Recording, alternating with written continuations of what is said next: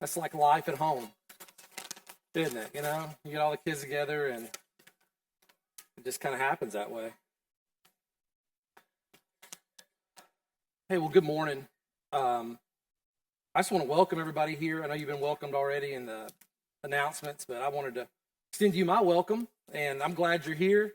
Glad you took time to come out and think about spiritual things this morning. You could have been doing anything, right? Like there's all kinds of stuff to do. You can descale your tankless water heater. You could have done that. You know, you could have changed the oil in your car, decorated a big pumpkin arch around your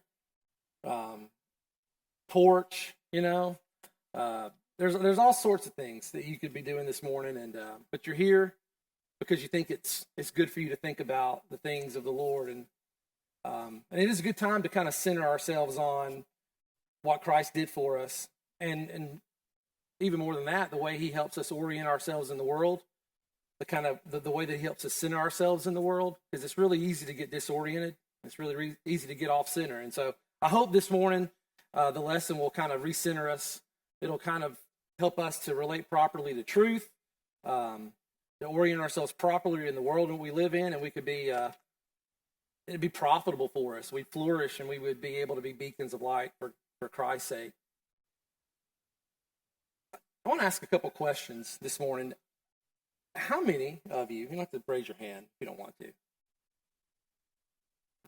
How many of you stare at a text message on your phone and worry about what the person who sent the text message thinks of you? Have you ever done that? You just look at it and you're like, and you think, I don't know what to think about this. Do they like me? Are they mad at me? Did I do something to make them upset? This has kind of come across rude. Or, okay, have you sent a text or a DM or a private message or whatever platform you're using, and have you come to the conclusion that because the person that you sent a message to hasn't responded in a manner that you consider timely, that they don't like you, or that you've made them upset, or I must have done something wrong?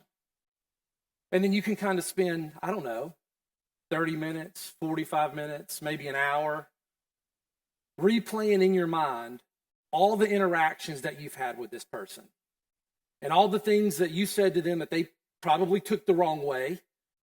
Or maybe you were having a conversation with them and you felt a certain way, but you didn't want to convey it in the conversation. But maybe they picked up on the way that you really feel about them. And then now that they know the way that you feel about them, they feel that way about you. And you're able to handle feeling about them the way you feel. But if they ever felt about you the way you feel about them, that you just couldn't deal with that. How many of you have ever started a YouTube channel and just been discouraged because you don't have any followers?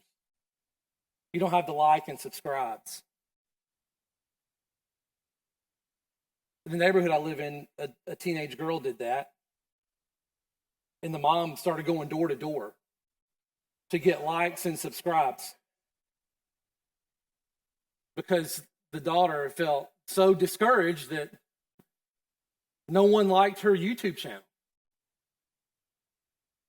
You know, and it's to the point to where it never dawns on the people that are asking that it might not be appropriate for a middle-aged, balding man to like a teenage girl's YouTube channel. It may not be the best thing.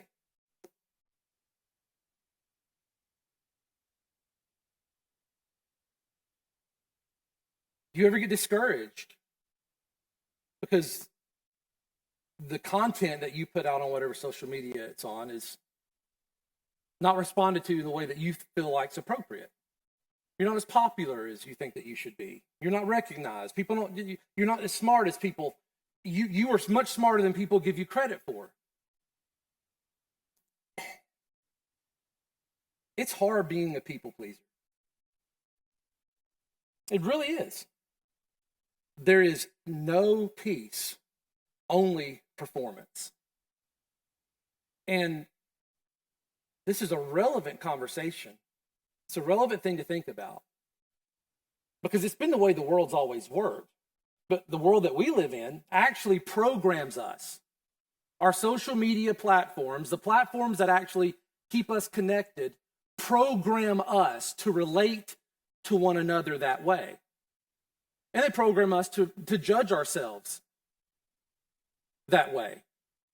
We live in a land where people are judged not on the basis of their skin color, but on the content of their character.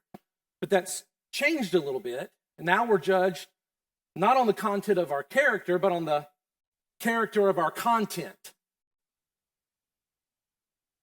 And that's a tough pill to swallow.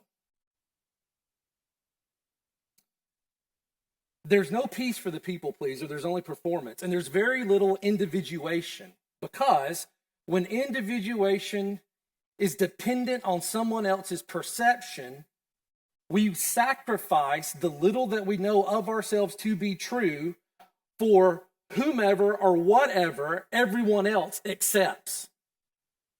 And when you get to that point, it's a horrible place to be, because you're just a shell. It's a belittling place. Your thoughts don't matter. Your opinions don't matter. Your ideas don't matter. It becomes irrelevant what you think or hold to be true.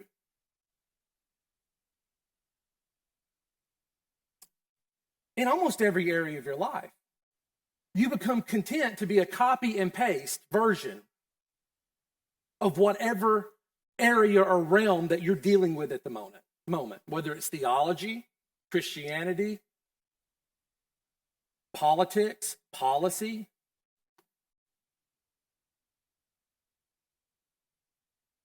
That's what we do. Instead of discovering who we are, we discover who we think we might want to be, and we will go and copy and paste the things that are the people who we want to be like, what they think and feel, and we'll put them into our own bios. And we claim that to be truth, or a true view of self, or some form of individuation. And it's nothing of the sort.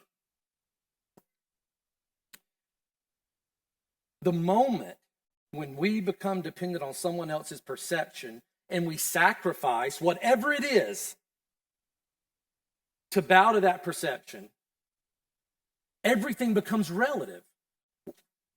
Truth becomes relative, whether it's yours or whether it's universal. It makes no difference. It's actually irrelevant if the truth is yours or if it's universal. That doesn't even matter.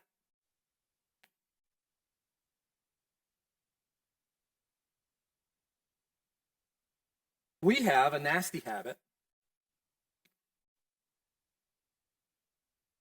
of sacrificing truth and letting Barabbas walk free. That's one of, as far from a behavioral and ethical perspective of the way humans act, that's one of the lessons we learn from the crucifixion of Jesus Christ. Is that we as humans have a nasty, nasty habit of sacrificing truth to let Barabbas walk.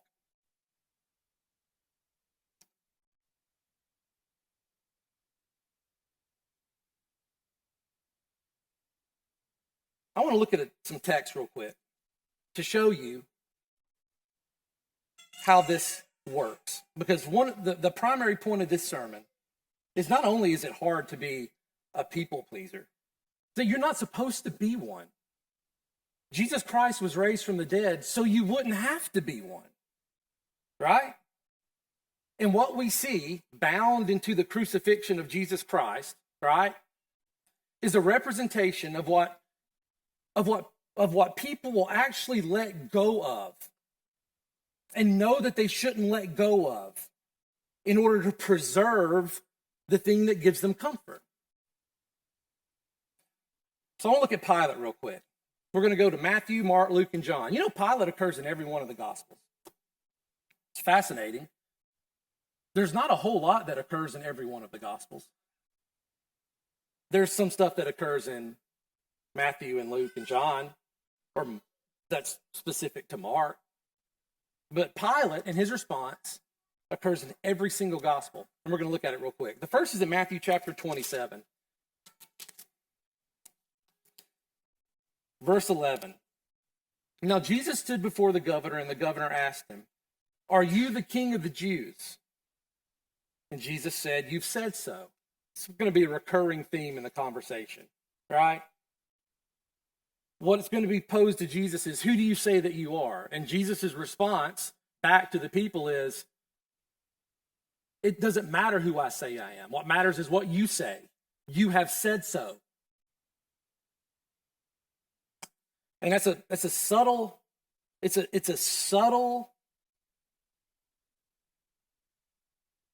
placement of ownership on the individual that asks the question. Because that's what people pleasers are really concerned with, right? Is, what do you say about this? What do you say about that? What do you got to say about this? And the reason is because, well, that's what truth is.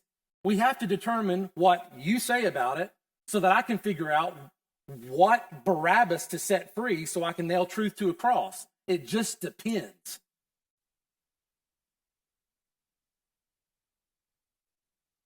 But when he was accused by the chief priests and elders, he gave no answer. It's going to be another common theme.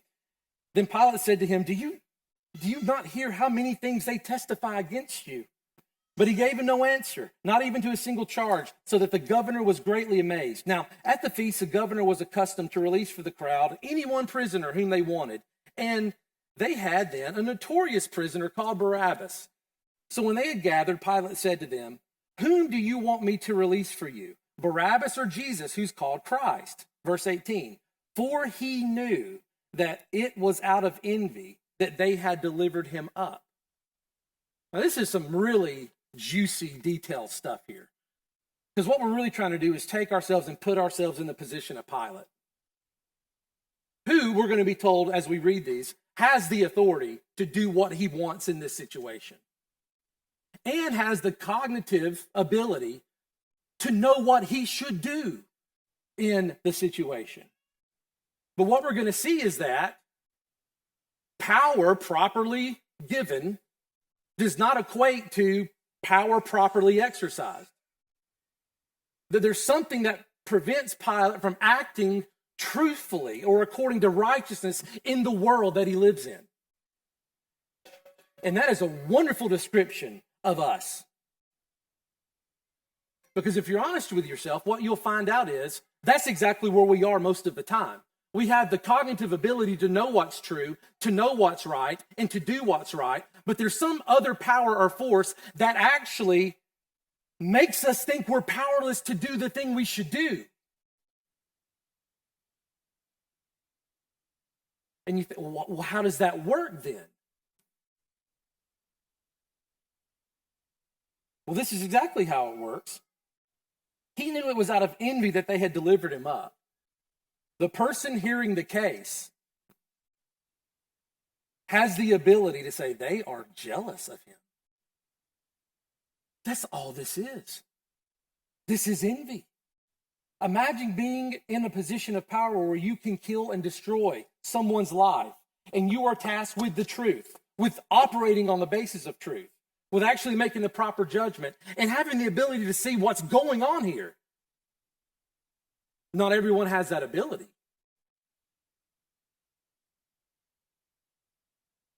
But Pilate does. He knows exactly what's going on. It's out of envy. And then, besides, while he was sitting on the judgment seat, his wife sent word to him, have nothing to do with that righteous man, that truthful man, that upright man, for I've suffered much because of him today in a dream. Now, the chief priests and the elders persuaded the crowd to ask for Barabbas and destroy Jesus. Then the governor again said to them, which of the two do you want me to release for you? And they said, Barabbas. Pilate said to them, then what shall I do with Jesus, who is called Christ? They all said, let him be crucified. And he said, why? What evil has he done? But they shouted all the more, let him be crucified. So when Pilate saw that he was gaining nothing, but rather that a riot was beginning, which the Romans did not look favorably upon cities that rioted. Hammer fell heavy. He took water and washed his hands before the crowd, saying, I'm innocent of this man's blood. See to it yourselves. And all the people answered, his blood be on us and on our children. And then he released for them Barabbas, and he scourged Jesus. This is the way this is written. I mean, if you have any type of imagination, you can imagine Pilate washing his hands in water, signifying cleanliness, right? And then being covered in Jesus' blood splatter as he whipped him.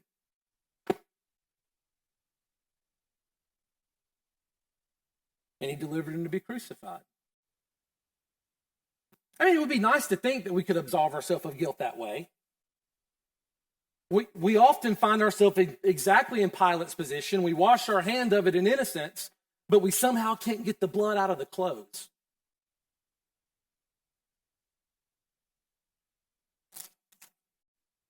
Mark 15. It's fascinating to think about, y'all. You know, you might could say, well, I would do something different. Well, would you, though? Would I? I mean, half of us can't even tell our spouse what we really think. You're going to stand up to a Jewish mob?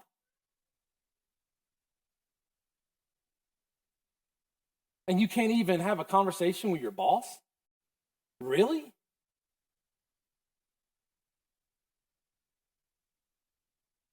I mean, what have we sacrificed? What have we set free in the name of peace for our household? Right? What have we sacrificed in that? To wash our hands clean and say, well, it's just not my problem. It doesn't work that way. The blood's still on the clothes. That's just the way we are. This is what I would call, sometimes this is going to sound really terrible, but Beth and I, we have a joke. Because men and women act differently, and we have what we call defects of our kind. So I'll do something stupid, and it's like it's a defect of your kind. Well, this right here is a defect of our kind, right? We set the thing free that should die and sacrifice in the name of relativism the only thing that would set us free. We do it all the time. Now, Mark 15. Now at the feast, Pilate used to release... Well, let's go back to verse 2. Pilate asked Jesus, are you the king of the Jews? And he answered him, you've said so. And the chief priests accused him of many things. And Pilate again asked him, have you no answer to make? See how many charges they bring against you. Who are we dealing with here? How many of you have been falsely accused of something? What's the first thing you do? You hand over your phone? You go, look at my internet history? What do you want? What do you want? I mean, Jesus is accused of crimes of the highest order, and he doesn't seem at all concerned what the people that are accusing him think about the way any of it works. This is absolutely fascinating. And we somehow lose wonder in it, like we just run into people like this all the time. No, we don't. No, we don't. We don't run into somebody that actually sees reality for what it is and keeps every interaction grounded in ultimate reality or truth. We don't. We're relativists. That's who we are. And we applaud it. You see it. I mean, you see it in politics, right? Like, I'm not picking on anybody. But we could be having a political debate. A question could be asked about border control. And the response to the answer is, everyone leaves your rallies early. What do you think about that? It's the way we are. In other words, it's not really what I'm in charge of, it's what you're in charge of. Or it's how I can goad you. We're just manipulative by nature. And the reason we hate it so much in politicians is because, that's just kind of the way we operate in our own lives. And like I said, I'm not picking on I'm not picking on anybody. That's just the way it works. It's the way the world works. And in 20 years, it'll be the same thing. You can tune into ABC or NBC or Fox or wherever the debate is, and it's going to be the same thing. I'm going to ask you a question about what you're responsible for. And you're going to get,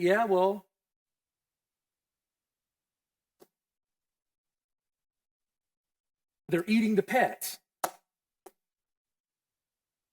They're eating the dogs.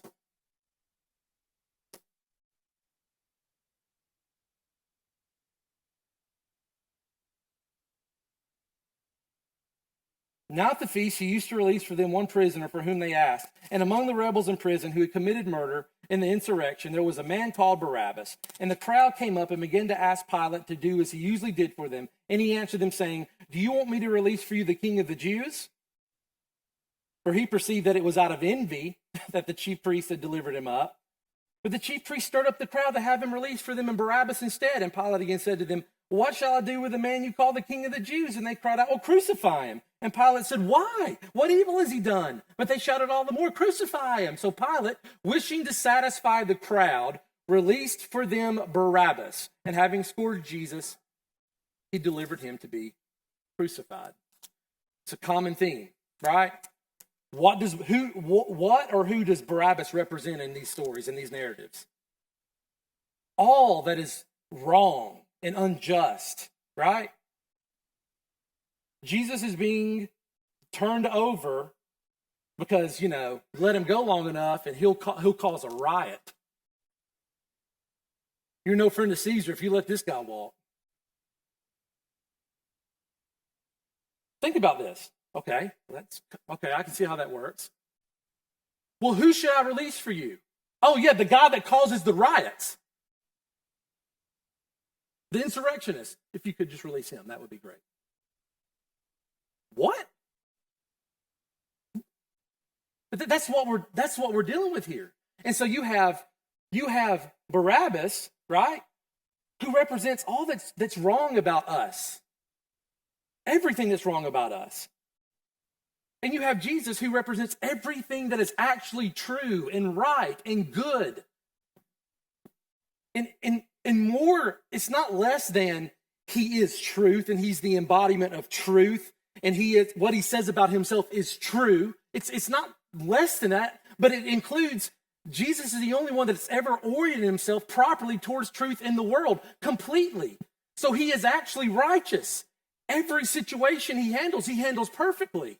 In proper relation to what righteousness and truth and justice is. There's no higher being, theologically or ethically, theologically or practically.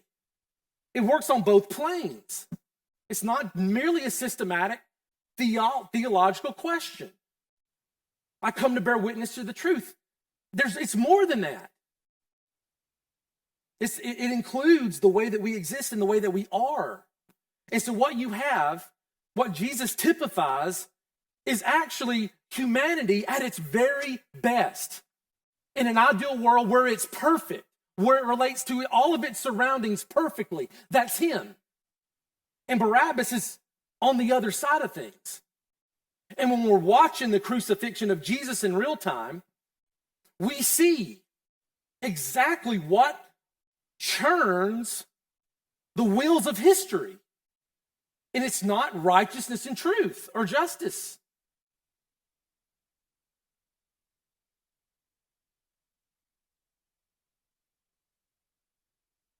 Luke 23.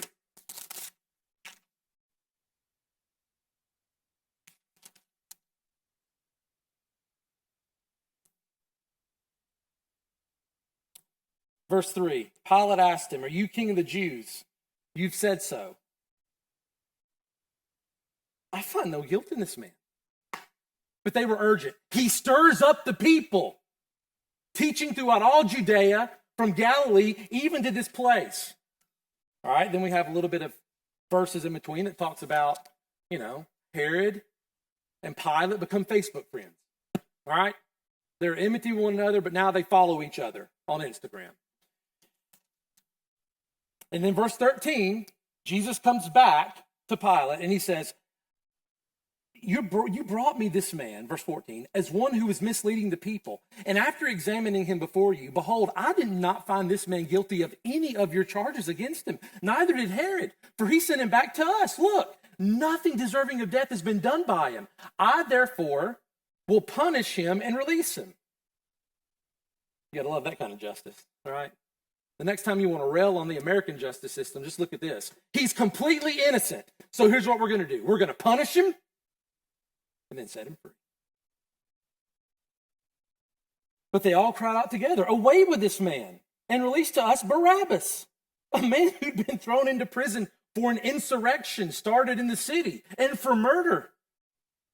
Pilate addressed them once more, desiring to release Jesus, but they kept shouting, crucify, crucify him. A third time he said to him, why, what evil has he done? And so if you pay really close attention, you got Jesus's betrayal of Jesus before the rooster crows, right? But his 3-time betrayal before the rooster crows. And you got Pilate's 3-time desire, please let me release him. And that's a little narrative trick that the author puts in there to help us compare and contrast these similar people. In other words, we're not just talking about Pilate here. Everybody's out to save their own skin, even Peter. No one's choosing right here. Nobody. No one's choosing right here. Think about it. The crucifixion, the trial of Jesus Christ is that moment in time where, in a really strange way, where heaven meets earth, where there's a trial between good and evil, right and wrong, perfection and imperfection. What will we choose? No one chooses what's right. No one does good, not even one. Their mouths are an open pit. All they speak are lies. These are the Psalms coming to life in real time. In the actions of friends, followers, religious institutions, governments, it's all wrong.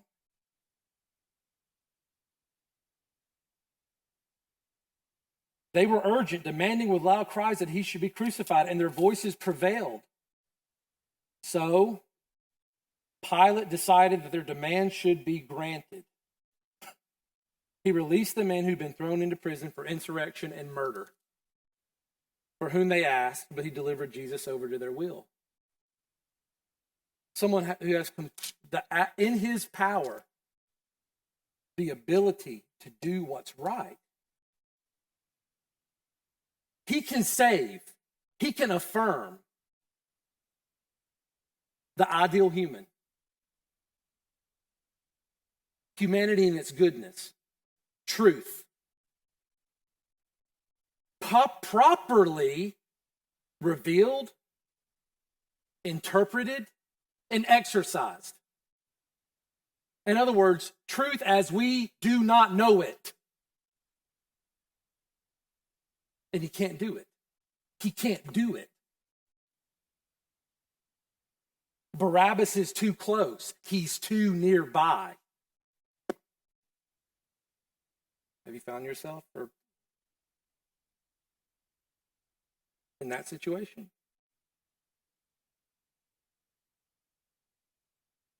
You've been confronted with something similar, and there it is. There it is.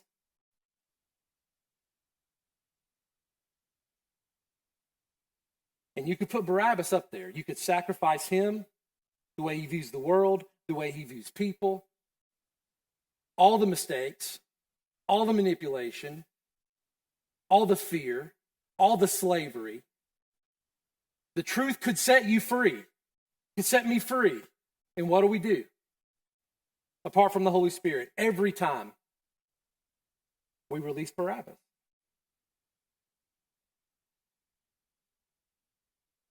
And the thing that could set us free, we kill. Such a tragic tale. And it's in the narrative of Christ is set up to help us see it this way, right? I'm not reducing Jesus to a type. He's more than that, but he is that. He does represent something for us as humans. And so does Barabbas. Let's look at John. We're almost done. John 18:38 through 19:16. What accusation, verse 29, do you bring against this man? They answered him, if this man were not doing evil, we would not have delivered him over to you. That is sinister stuff. Hey, you might be married to someone like that. People do.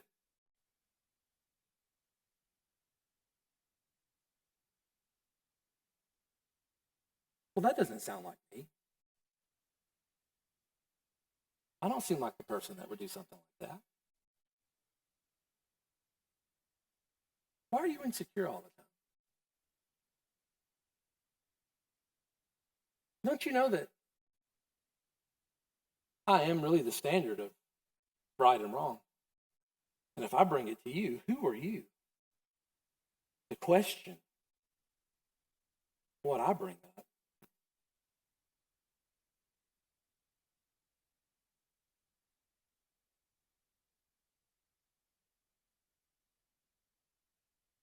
Pilate said to them, well, take him yourselves.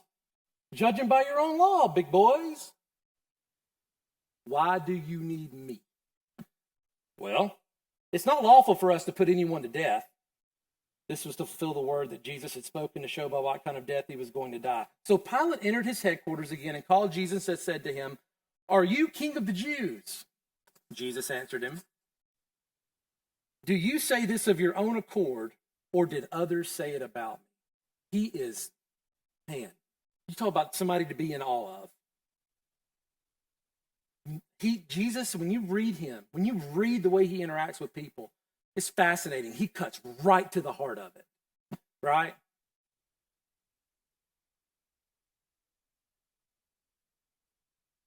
Is this just a gossip? Is this rumor? Or do you think it? Jesus is deeply concerned, actually, with what you think.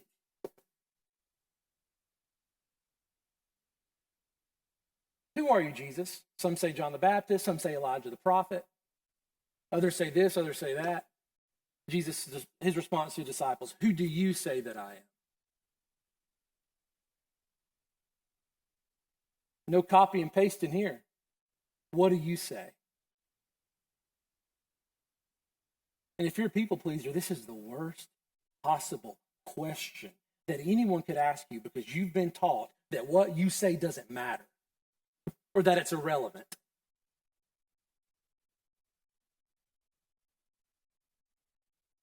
What do you mean? And Jesus, no matter who he interacts with, the highest level of government to the lowest, what do you think? What do you think?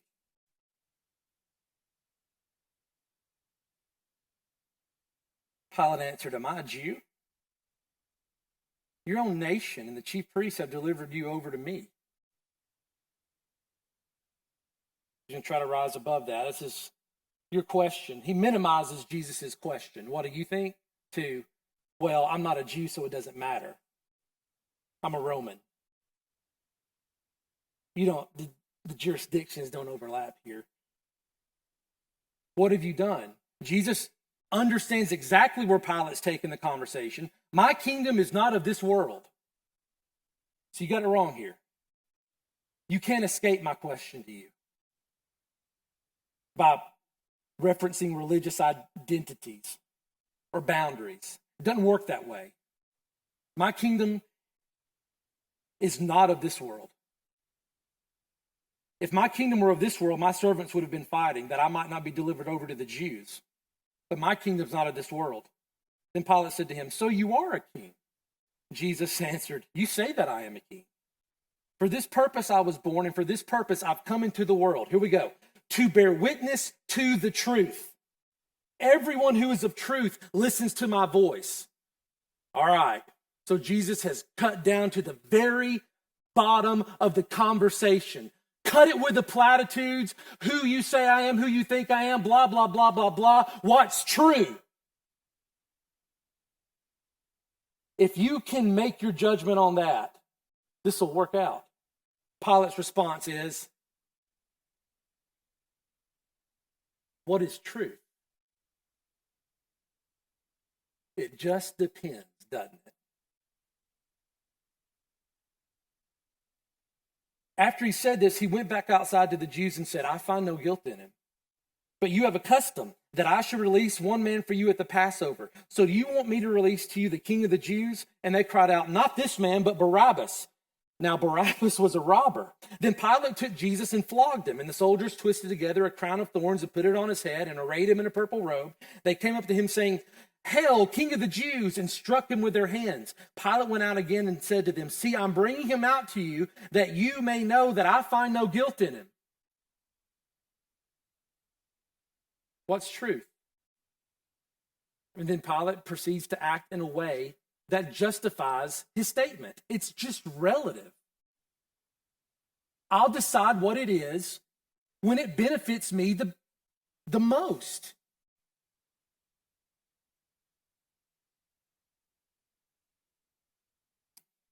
So Jesus came out wearing the crown of thorns and the purple robe. Pilate said to them, Behold the man. When the chief priests and officers saw him, they cried out, Crucify him, crucify him. Pilate said to them, Take him yourselves and crucify him, for I find no guilt in him. I mean, this is righteousness and unrighteousness. This is what's at stake, right? I mean, it just permeates the story. I mean, Pilate can't run from it. He wants truth to be relative, as do all people who talk about relativity of truth. But when righteousness confronts them, there's something inside that they just can't get away from. And you can say, well, what is truth? But then you're confronted with the embodiment of it. And you're asked to kill it. And the initial response of a relativist who can actually identify righteousness is, why don't you do it? That's the NLT version. That's the Jeremiah paraphrase.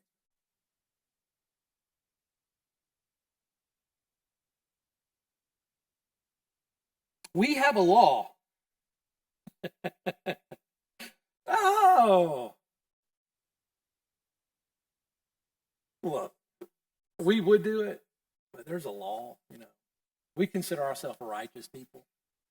And there are rules about, what to do here. And according to that law, he ought to die because he's made himself the Son of God. Okay. Check this out. When Pilate heard this statement, he was even more afraid. We haven't been told that Pilate was afraid. But we're told here. He was even more afraid. And so what? The veil of the human condition is being pulled back, and we're seeing what is the modus operandi for Pilate and for every other people is fear. It's fear. I will not be accepted. I will be rejected. I won't get this. I won't have that. I will be ruined. They will not like me. Boom, doom, doom, doom, doom, doom, doom. He's even more afraid now. Because he caught it. He caught it. I'm not a Jew. How does this concern me? Well, my kingdom's not of this world. Well, that implies something. That implies maybe a higher stature than, I don't know, Roman or Judaism. And he said, all right, ready? He was even more afraid. He entered his headquarters again and said to Jesus, Where are you from? Jesus gave no answer. So Pilate said to him, You will not speak to me? You can almost feel it. Especially if you're somebody that wants to save your own skin, or be liked, or appease somebody else, or put on airs. The very thing that you need to make the right decision, to please the right person, is being pulled out from under you. You won't even speak to me? I've got authority over you to kill you or to save you. And Jesus says, You would have no authority over me at all unless it had been given you from above. Therefore, he who delivered me over to you has the greater sin. From then on, Pilate sought to release him, but the Jews cried out, if you release this man, you are not Caesar's friend. There it is. Everyone who makes himself a king opposes Caesar. So, when Pilate heard these words, he brought Jesus out and sat down on the judgment seat at a palace called the Stone Pavement. It was the day of the preparation of the Passover. He said, behold your king. They said, away with him. Shall I crucify your king? We have no king but Caesar. There's truth. And what did he do? So, he delivered him over to them to be crucified. That is the human condition.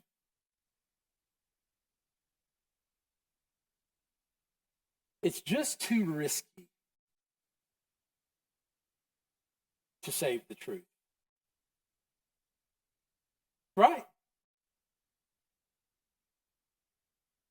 There's just too much at stake. For Pilate, it was Caesar's friendship, political alliances. That's what did it. And so he sacrificed truth and let Barabbas go. For the Jewish leaders, it was a place and a position of prominence within their religious tradition. And when Jesus came and butted against that, and they saw that they were going to lose it, the fear of death came. They sacrificed truth and set Barabbas free. How many of you have ever lied? There's like one or two of you that are the embodiment of righteousness and truth. What do we do when we lie? We look. I know this is sort of an oversimplification. But we look at something that Jesus embodied, namely truth, righteousness, justice, a way forward in the world. That our civilization is built on. Fair dealing, right? I mean, think about it. Like, truth is, if truth dies and the foundation of everything we have decays, we can't, Zeke says if I join his jiu-jitsu club, he's going to charge me $9.99 a month. I don't know, it's probably more expensive than that. How much is it monthly? $99.99 a month. But if he charges me $120, what happens to that relationship? I mean, everything, it just decays, it erodes, right? And so what we're looking at when we tell lies, we're looking at what truth is. The way that we could be possibly in the world to be free of guilt, sin, shame, to give people the absolute freedom and not manipulate them. And then over here we have a way of being that's Barabbas-like. It's manipulative. It promises safety. I can keep the secret and still have the things that I want or need. I can still, they won't be mad at me. I won't have to have the hard conversation. I don't have to report the company for fraud. Whatever it is, right? I don't, does this make me look bad? Whatever it is. What's safer?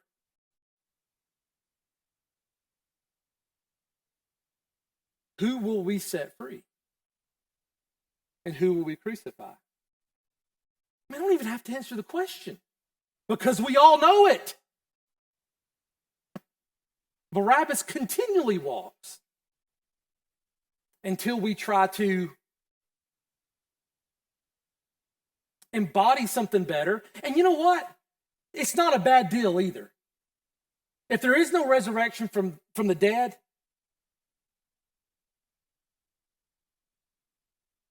how else should one live? What skin does Pilate have in the game? If a commitment to truth is going to make him meet a death that lasts forever, who cares who walks? He made a good deal.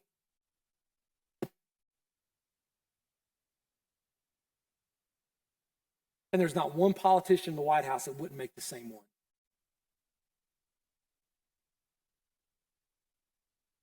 But the resurrection changes everything. Because the reason we let Barabbas walk is because when we look at the embodiment of truth in the person of Jesus Christ, what we're told inside about our inner person is that it doesn't work out for him. Look what happens. He's beaten, mocked, scorned, killed. It's true and certain death if I walk that path. It's too scary. And you would be right if this is where the Gospels ended. It's completely understandable why it would be too scary. That makes perfect sense to me and to anybody else that's being honest with you. But here's where it changes. Jesus Christ is raised from the dead. And one of the things that it means for us, right? One of the things it means for us is that path is the one that leads to life. I may feel like that letting Barabbas go is what's in my best interest, but the resurrection of the dead confronts me every time I think about it, and it says, you're wrong. You're wrong. Because he's not dead. You shall know the truth, and the truth shall set you free. I've come to bear witness of the truth. I am the way, the truth, and the life. Everyone who is of truth listens to my voice. What Jesus is saying in all those words is that there is a person that you can trust in for your complete salvation, right? This isn't a salvation by works. We get it by grace through faith. But there's also a person that you can emulate when you're confronted with who to set free and who to crucify. And Jesus says, if you take this path, there's no tomb here. That's the irony of the story. Barabbas looks like the one who lives, and Jesus looks like the one who dies. But if you fast forward a little bit, Jesus isn't dead. Barabbas is. And that's why when you get to the book of Acts, you see a complete change of the apostles. They're all running from him when he's delivered over. But what happens in the book of Acts? No one can shut them up. The leaders perceive boldness. Why? The power of the Holy Spirit. But there's also something that's very practical in that, which is they saw the paradigm of life lived out. Peter had been on both ends of it.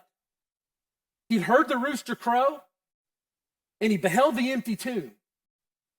And he had to choose what he was going to live like after that. I can try to save my skin, or I can run into that thing and find life. What a beautiful thing to think about. That life is always in the place that we least suspect to find it. And that's where it is. And so here's the great news as we close, and I thank you for your patience. I've gone a little bit long, but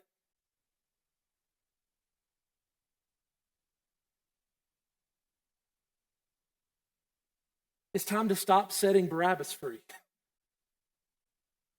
It's time to actually take Jesus at his word and to look at it and go, okay, I'm gonna do the best I can by the grace of God to live like that. I'm going to start with small things and try to be genuine, a genuine person and an honest person. And part of that is actually coming to terms with me, not what other people think about me, not what they say about me, not what their opinion of me is, not trying to please them, but me. God only made one of you. And there's no one else who can come to terms with you other than you. Paul says it in Corinthians, who else knows the thoughts of a man except the spirit that dwells within man? And he takes that reality and he said same thing with the Lord. We're given the Spirit of the Lord to understand and discern the things of the Lord. No one knows you except you. And the best place to start with setting truth free and getting rid of Barabbas is us. It's our own little vices that bring us comfort, that give us security. It's our own little quirks and posturing. And that's where you start. That's where Christ starts. And as that happens, and there's that growth that happens from one degree to the other, it just pours over, right? Where did it start for Christ? It started in the tomb. And the stone being rolled away. And then it just spread. It spread to his followers. It spread across the Roman Empire. And so, what a great God we serve. You're not meant to be a people pleaser. It's too hard to be one. Give it up. There's no peace. There's only performance. And that's antithetical to the gospel, because here's what the gospel says. You don't get peace from your own performance. You get peace from Christ's performance. That's where you get your peace. And he performed it all on your behalf. Let's pray. Lord, thank you so much for the way you love us.